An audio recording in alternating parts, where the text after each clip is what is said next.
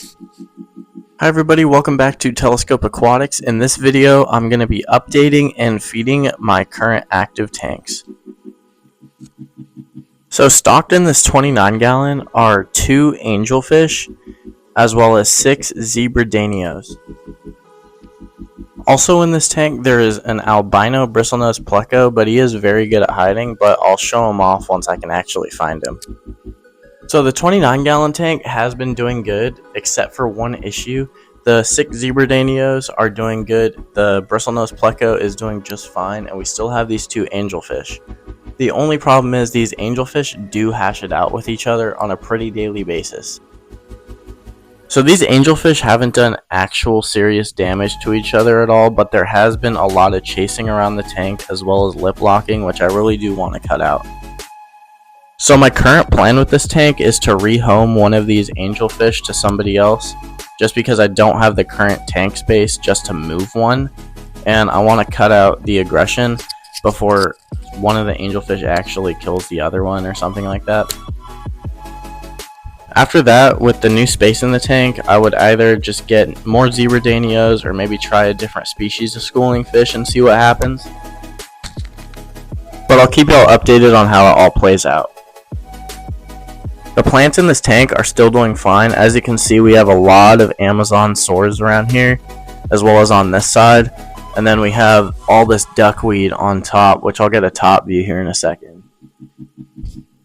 As you can see, all this duckweed is kind of just circulating the tank. The filter pushes it around, and then it comes over to this sort of air circulator that then pushes it back this way.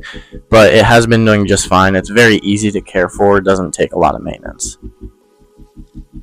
Sorry I really haven't shown off the Bristlenose pleco in this video. As you can see, he's very good at hiding, and he's literally, if you can see him, behind the filter, kind of just chilling back there right now.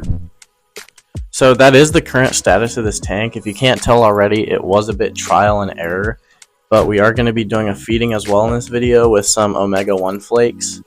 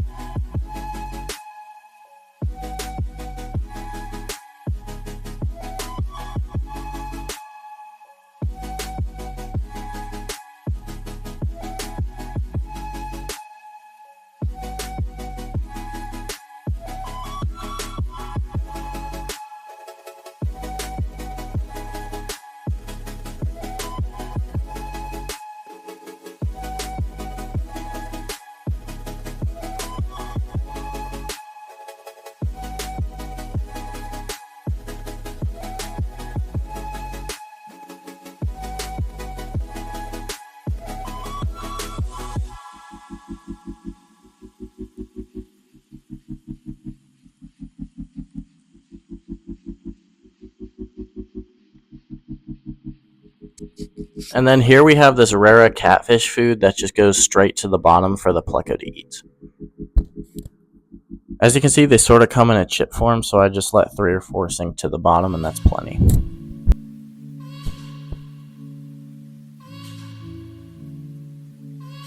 The other fish do sort of nibble at it, but the pleco does eat. I'll just drop them in different locations of the tank, and as you can see, they go straight to the bottom. The last issue with this tank is just some invaders, which are these snails that, if I can get a clear shot of it, literally just came with some of the plants. There's a few of them amongst the tank that I'll have to get rid of just so they don't overpopulate. So I am going to use flash for this tank just because the light, for some reason, I'm just going to get a different one, but it keeps going out. But we still have this beta fish that we got last year. I think it was somewhere around last summer, in this 3.5 gallon tank that's set up with sort of this river concept with white gravel going through the black gravel. And then we have this bridge, some fake self plants, and this sort of rock piece. And then over from some pet store, sort of box store, I got one of these little leaf beds that he'll lay on. And then we have the filter and heater still working good. He did deal with some fin rot for a little bit, but I eventually did get rid of it. As you can see, his fins are recovering. He is still in good condition. He still swims around happily, but as you can see, there is some fin damage there.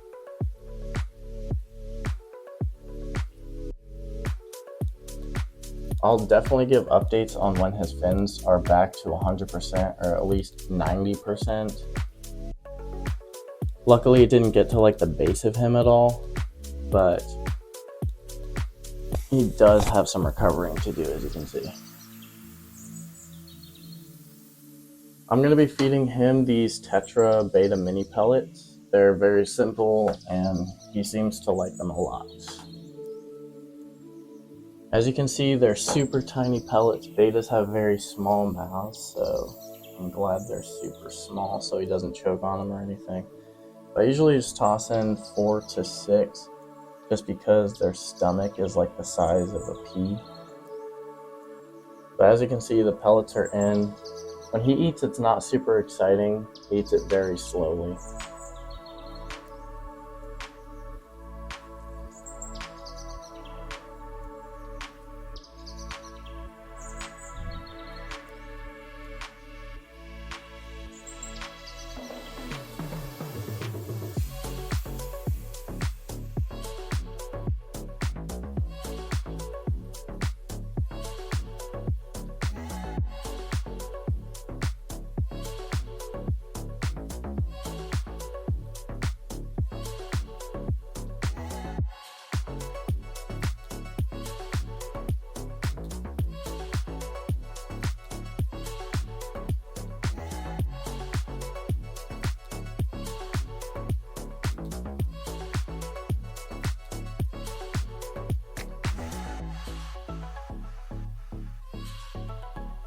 So yeah, as of now, the beta tank is doing super good. I'm just hoping I can get his fins back to full recovery. The water parameters are doing great, so hopefully he heals right up.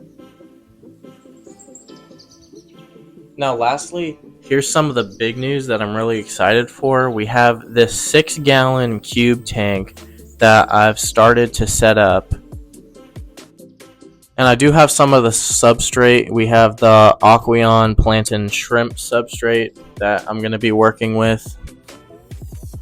I'm super excited to nanoscape this, especially with these rocks that I bought. They are pretty cool shaped, and I do like the colors. I think they're going to sit up pretty nicely. I'm still not sure if this is going to be the last tank I set up, just so it's not an overwhelming amount of work. This is going to be the 3rd tank that I currently have set up. Definitely comment below what nanofish I should put into this tank, and I'm super excited to upload the video where I nanoscape this whole thing. That should wrap up the video. I'll definitely keep y'all posted, like I said, on any changes that are made. And be sure to like if you enjoyed it and subscribe to stay posted. I'll see y'all in the next video.